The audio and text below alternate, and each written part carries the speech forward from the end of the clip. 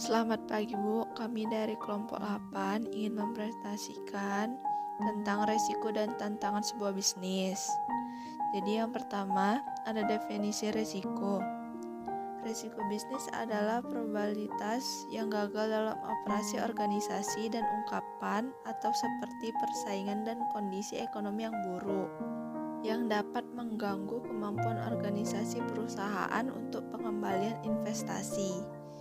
Atau dengan kata lain adalah suatu keadaan tertentu yang dapat mempengaruhi kemampuan perusahaan tersebut.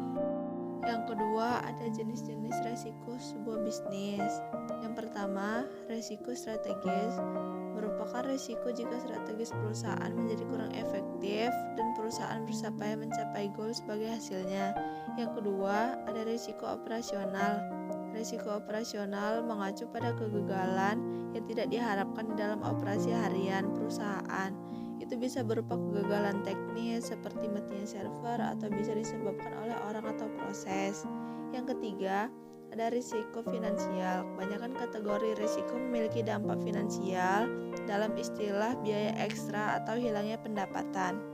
Namun, kategori risiko finansial mengacu secara khusus pada uang yang masuk dan keluar dalam bisnismu dan kemungkinan kerugian finansial secara tiba-tiba.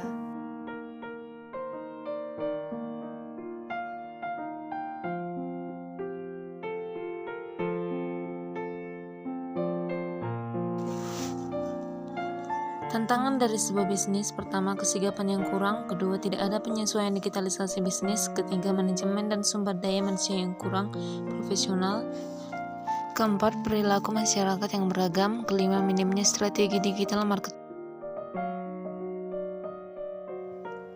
Cara mengatasi tantangan sebuah bisnis di era sekarang, pertama percepatan kinerja dan pengembangan. Untuk mempercepat perkembangan perusahaan, kamu bisa menerapkan sistem kerja modern yang mengedepankan hasil dan cara yang lebih efektif.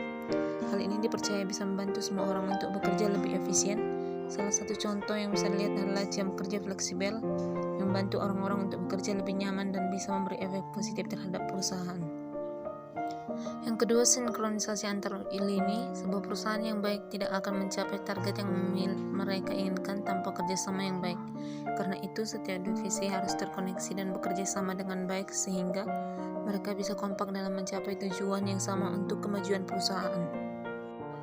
Ketiga, mengembangkan sumber daya manusia yang dimiliki. Karyawan merupakan aset perusahaan yang penting. Untuk mendapatkan karyawan yang loyal, berkualitas, perusahaan tidak perlu repot-repot untuk mencarinya.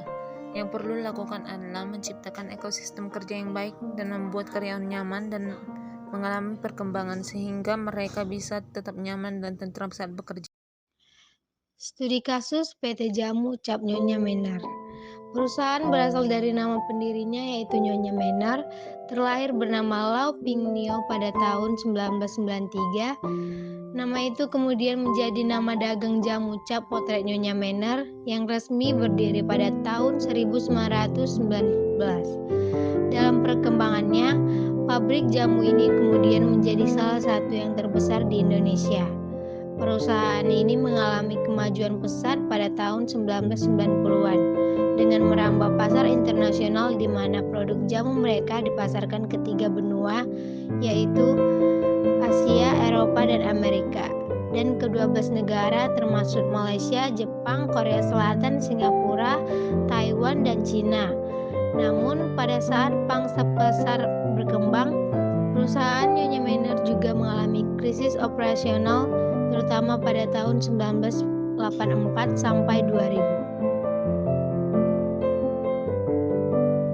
Ada beberapa fenomena dalam kasus di atas, yaitu dimulai dengan adanya rentetan masalah operasional yang timbul seiring dengan meningkatnya usaha dan pangsa pasar PT Nyonya Menar, yang kemudian disusul dengan lahirnya sengketa keluarga yang menimbulkan berbagai kisru internal. Keadaan tersebut memperburuk permasalahan operasional yang sedang dia hadapi sehingga memicu krisis keuangan serta hukum yang sangat serius, sampai pada akhirnya bermuara pada bencana dengan dijatuhkannya putusan pilot terhadap perusahaan.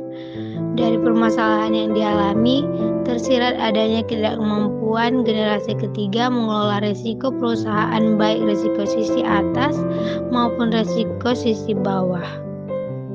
Kegagalan mengelola risiko sisi atas. Risiko sisi atas adalah ketidakmampuan perusahaan mengeksploitasi hal-hal baik atau kesempatan yang ada untuk menciptakan nilai perusahaan. Dalam hal ini, mereka sebenarnya sudah sempat memperoleh pasar di 3 benua dan 12 negara, tetapi gagal memanfaatkan momentum sehingga tidak ada cerita lebih lanjut apapun dari perkembangan pasar tersebut. Berbagai kemungkinan dapat menjadi penyebab gagalnya perusahaan mengeksplorasi pasar, mulai dari kemungkinan perusahaan gagal memahami dan atau mengadopsi konteks risiko yang berbeda antara pasar mancanegara dengan pasar lokal, sampai pada ketidakmampuan melakukan sinkronisasi strategis proses rantai pasokan atau supply chain dan rantai nilai atau value chain organisasi. Selain kegagalan mengelola risiko sisi atas tersebut, perusahaan terseret lebih jauh ke dalam situasi banyaknya risiko sisi bawah organisasi yang bahkan sudah berubah menjadi berbagai masalah terhadap kelancaran operasional perusahaan. Akibatnya, energi perusahaan tersedot habis untuk bertindak seperti pemadam kebakaran yang sibuk memadamkan api di sana-sini, bila tidak ingin organisasi mereka musnah dimakan api permasalahan. Kegagalan mengelola risiko sisi bawah. Risiko sisi bawah adalah ketidakmampuan perusahaan menangani potensi hal-hal buruk yang dihadapinya sehingga risiko tersebut menjadi masalah yang kemudian menggerus nilai perusahaan. Dalam hal ini, beberapa risiko sisi bawah yang kemudian menjadi masalah kronis organisasi adalah pemogokan kerja, demonstrasi HAM, dan penundaan pembayaran utang perusahaan. Selain menghadapi permasalahan operasional, pertikaian keluarga yang tidak kunjung reda membuat krisis operasional organisasi semakin memburuk. Akibatnya, permasalahan operasional cenderung terbengkalai atau ditat pada sudah sangat terlambat. Akhir kata, perusahaan gagal bayar tepat waktu kepada para kreditur mereka secara masif, yang akhirnya berujung pada bencana atau malapetaka di mana perusahaan dinyatakan pailit, yang artinya hidup mereka sebagai perusahaan berakhir. Manajemen resiko dan tata kelola. Permasalahan organisasi timbul bukan semata-mata karena tidak adanya manajemen resiko operasional, tetapi lebih mendasar lagi, yaitu tidak adanya tata kelola perusahaan yang baik dan efektif.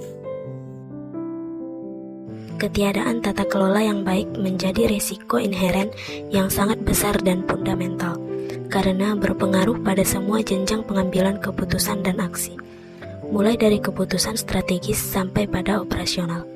Keputusan strategis yang tidak GCG kerap mengedepankan bukan kepentingan terbaik organisasi, melainkan kepentingan individu pemegang saham yang bisa berbeda-beda antara pemenang saham satu dengan saham yang lainnya.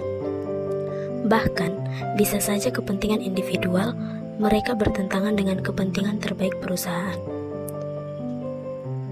Ketidaksinkronan hal ini bisa menjadi risiko strategis yang akan berdampak jangka panjang bagi kelanjutan organisasi. Di tingkat operasional, keputusan yang tidak GCG kerap menghasilkan arahan yang tidak konsisten dan bahkan menimbulkan kebingungan dalam eksekusi. Dengan banyaknya unsur keluarga dalam perusahaan dan dengan adanya ketidaktegasan pembagian peran dan tanggung jawab anggota keluarga terlibat, terjadilah kekarutan dalam proses bisnis operasional, mulai dari proses produksi, distribusi, dan penjualan perusahaan. Penanganan yang terlambat akibat dari tidak tertanganinya risiko strategis dan operasional di atas, timbul berbagai permasalahan, baik permasalahan sidang pertikaian antara keluarga maupun permasalahan operasional yang berlarut-larut Permasalahan yang semakin mendalam telah mendorong salah seorang cucu Nyonya Mener akhirnya mengambil langkah perbaikan untuk menyelesaikan pertikaian keluarga. Tetapi hal tersebut sudah terlambat karena risiko dan permasalahan yang terjadi sudah melebihi kemampuan dan kapasitas perusahaan yang akhirnya menurunkan kapasitas perusahaan untuk tetap dapat menciptakan dan mempertahankan nilai mereka. Risiko yang kemudian menjadi masalah bagi PT Nyonya Mener berubah menjadi krisis dan akhirnya bencana yang mengakhiri sejarah keberadaan mereka. Lanjut kesimpulan.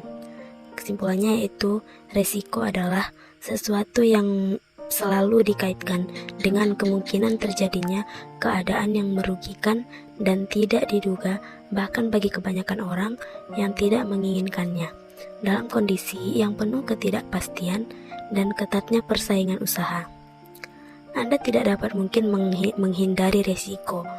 Salah satu cara yang efektif dan efisien dalam menghadapi resiko adalah dengan mengenali jenis-jenis resiko itu sendiri.